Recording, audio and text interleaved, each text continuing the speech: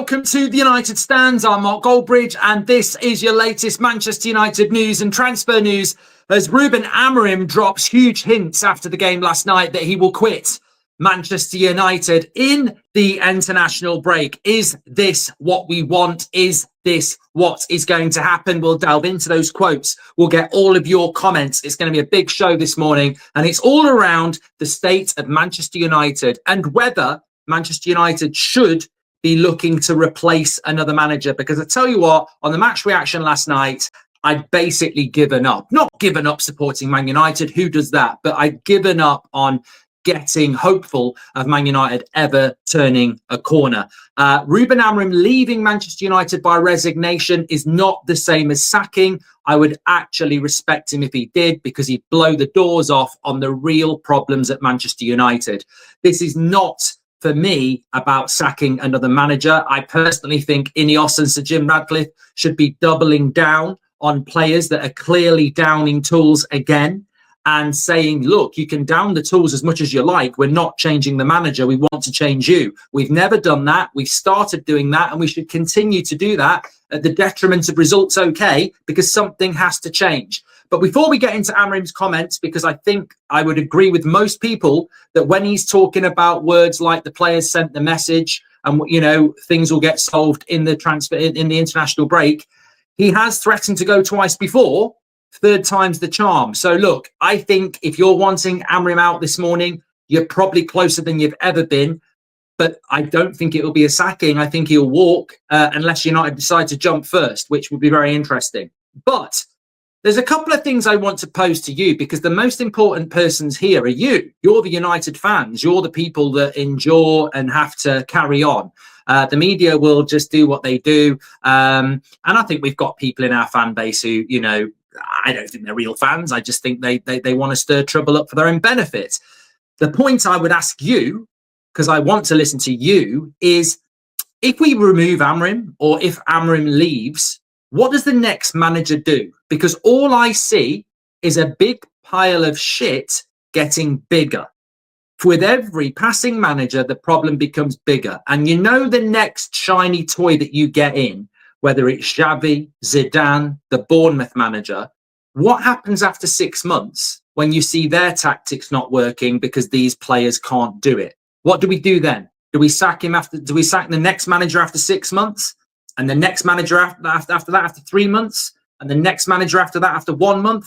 And then do we get a new manager every week? And then do we get a go every day? You know, today it's Mark Goldbridge's day and tomorrow it's the Recon guy. You know, at what point do we actually acknowledge the most obvious thing in the room, that the big issue is our inability to clear out? Louis van Gaal didn't get a clear out. Jose didn't get a clear out. Ten Hag didn't get a clear out. Ollie didn't get a clear out. And Amorim's not had a clear out. We keep adding to the pile of shit that the previous manager left. And whoever the next manager is, if Amorim walks, which he might do, or if he's removed, which could happen, the next manager will walk in and go, I want these players and I don't want those players. And the club will go, well, we'll get you some of those players, but you've got to work with these players. Tell me I'm wrong. Tell me I'm wrong about that, because it's been going on for 10 years. We don't remove the... Look at this summer transfer window. This is Ruben Amorim's first summer transfer window. We've sold nobody. Nobody. So you can talk about £200 million spends, and you can talk about maybe we should have bought a midfielder instead of a number 10, but we haven't removed anybody. Now, you're telling me at the end of last season, you'd all put your hand up in the air and say, we don't need to get rid of anyone. I tell you what, I saw Phil Jones last night talking about tactics. I mean, if we're listening to Phil Jones talk about tactics, he's one of the prime candidates for the lazy Downing Tools twats who did it for 4 or 5 years. I ain't listening to Phil Jones pontificating about tactics at Man United. I'm sorry, the guy earned a lot of money doing next to nothing at Man United. And when he did play, he was shit. So I'm not interested in what Phil Jones has got to say. Is the likes of Phil Jones, Victor Lindelof, Delo, and all these players, years and years, they've had more managers than a bloody local Weatherspoons. Like they just survive. They survive because we don't move them on.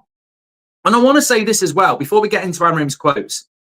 If you think last night was about tactics, and I've seen a few of the hipsters there look at the way Grimsby close Man United down and stop the possession, and then they get played through, and then they're at our back three, and this is Amorim's tactics exposed. And, you know, at the end of the day, I'm going to do different accents. At the end of the day, I'm watching that Man United side. These tactics don't even work against Division 4 part-timers. You know, they're not part-timers. It's not Division 4, and their strikers on about £4,000 a week. So they're not part-timers, but they are a League 2 side that we should be beating. That's not tactics last night. This is not tactics, right? This is just not tactics. And if you're falling for people telling you it's tactics and doing little clips, it ain't tactics. You know, bruv, bro, and all this talk about getting rid of, you know, it ain't tactics, right? I'll tell you what it is. It's the same thing it's been since Ole Gunnar Solskjaer, when he got the contract. Remember when Jose got sacked? Jose got sacked because of player power. That's where it started. We then brought Ollie in, who got everyone in a big group and went, we're all mates, aren't we? Carricky, me and you. And they went, yeah, we love Ollie. We love Carricky. They did really well for 3 months. They tried hard for 3 months. That manager bounced, right? Ollie got given a contract and all the players went, our job is done. We've proved that Jose was the problem. We've got Ollie the job. Let's take our foot off the pedal. Within 2 weeks, we went to Goodison Park and got stuffed. And I said, I don't trust these players. I don't trust these players. How you can go from basically beating everyone for 3 months because you're proving a point about Jose to Ollie getting a contract and downing tools. I've never trusted the players since that day. And there's been count 7-0 last night, you know, the Europa League final. There's a multitude of games where you can say you don't trust these players. But for people to be dissecting the Grimsby game and blaming Amorim's tactics, whoa. Right. If football's about tactics, why does Pep Guardiola spend hundreds of millions of pounds on people like Haaland and he's going to get Donnarumma? If Pep Guardiola is the best tactician in football, why does he need to buy players? Surely a tactical manager can just grab anyone off the street. You know, surely Pep can walk around Manchester and, you know, just grab someone. Don't abduct them. You'll be, you know, but just go, do you want to come and play in the midfield for Man City? I've never kicked a ball in my life. Don't worry. I'm Pep Guardiola. I can polish a turd. My point is, when you are a professional footballer on £200,000 a week and you're playing against Grimsby, the morning after the night before the shocking events that happened against Grimsby Town last night, the deconstruction of what the manager said in his post-match interviews. Is he going to resign? Should he resign? He seems like a man defeated. He seems like a man deflated. He seems like a man who doesn't know where to turn, and seems like a man who's lost the dressing room. Players aside, because they were absolutely disgusting last night and should all hold their heads in shame, I saw a very frustrated figure that looked like he wanted to just get out. And that's just visually.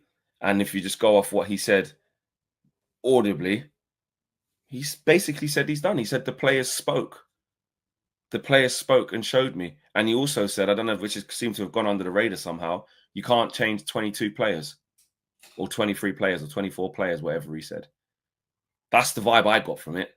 Seems like it's open to interpretation, but the only thing I took from that is the players have showed that they don't want to play for me. I've shown that I don't have what it takes, and I think I should leave. That's the words that I heard. Will he, won't he? He said we're going to get to the international break and we will sort things. Again, very ambiguous, very up in the air. Doesn't fill you with confidence that it's a manager who's saying that was out of character. I'm going to get to the bottom of this. We're going to show these fans that we're never going to put in a performance like that again in the history of this. There wasn't any of that. There was none of it. So we've got loads to talk about this morning. You guys smash a like on the video. Make sure you subscribe to United View if you haven't done so already. And let's open the floor, because we need to get into these quotes, because I'll be honest, though, you know, you're always looking to your manager. Not that I was particularly keen to even hear him speak, but he said he had no words, etc., etc. But when you actually watch the video, watch the interview, which I know we can't quite give it to you like in that way, but when you watch it and you hear the things that he said and the way that he said them, he looked like he's done.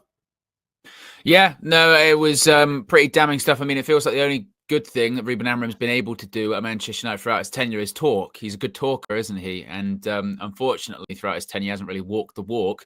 But many people wondered, what was Ruben Amorim going to say after that result last night? Was he going to be bullish? Was he going to come out and say, I'm going to fix it, this, that, and the other?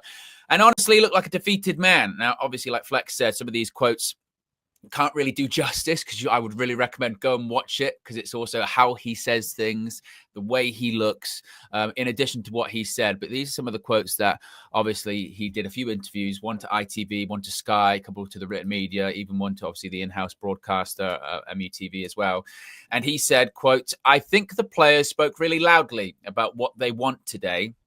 That's a genuine quote from the Manchester United manager. But bear in mind, we just lost to a League Two side on penalties. We were 2-0 down. And one of the first things he's saying is, I think the players spoke really loudly about what they want today, i.e., they want us to lose. They don't want me there.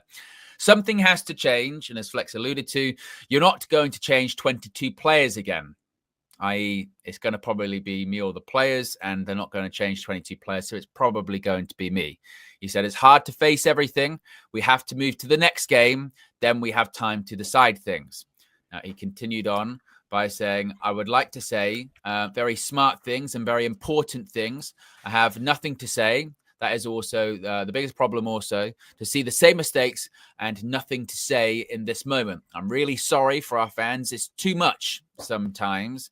He also then said the way we start the game without any intensity or the idea of the pressure, we were completely lost. And that's why I think the players spoke really loud, once again, with their actions.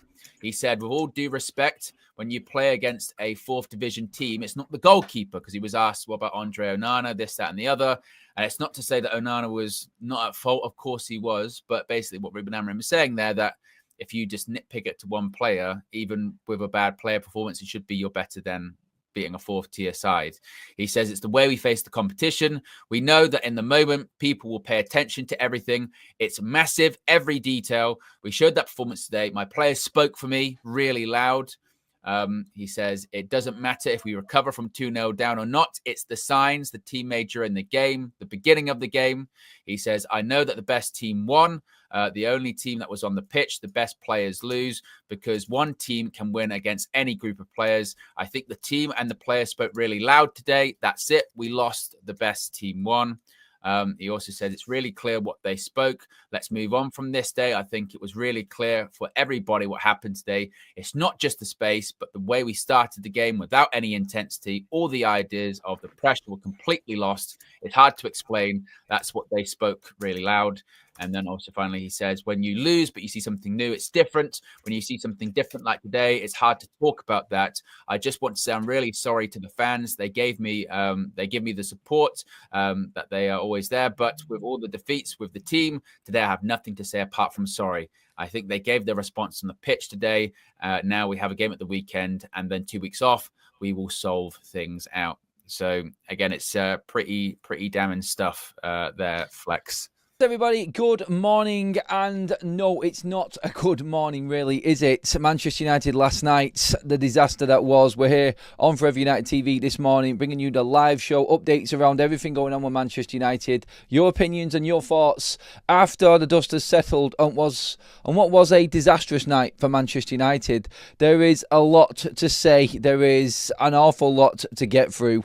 The aftermath, that interview from Ruben Amorim, and what he actually said, the way he said it, that's where I want to start this morning. That's what I want to concentrate on, because we can pick out individual players. We are going to. We did a lot of that last night as well. But what worried me more than anything last night, and I'm sure you've all seen it now, if you haven't seen clips of it, you need to watch both the Sky and the ITV interview, post-match interview of Ruben Amorim last night. Every single journalist has gone in on this, and everyone is having their say on it. Before we get started with everything, obviously, I want to just say, look, there's going to be a million different opinions on what's right and what's wrong with Manchester United at the moment.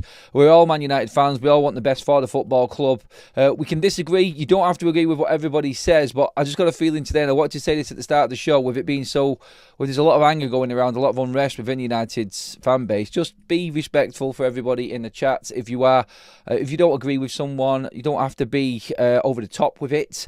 Just be respectful, and everyone's got everyone's got an opinion on this. Everyone is talking about this because this is big, this is massive, this is Manchester United, and the club's in the bin. Really, it is right now. That it doesn't seem like there is any way or any one particular answer right now.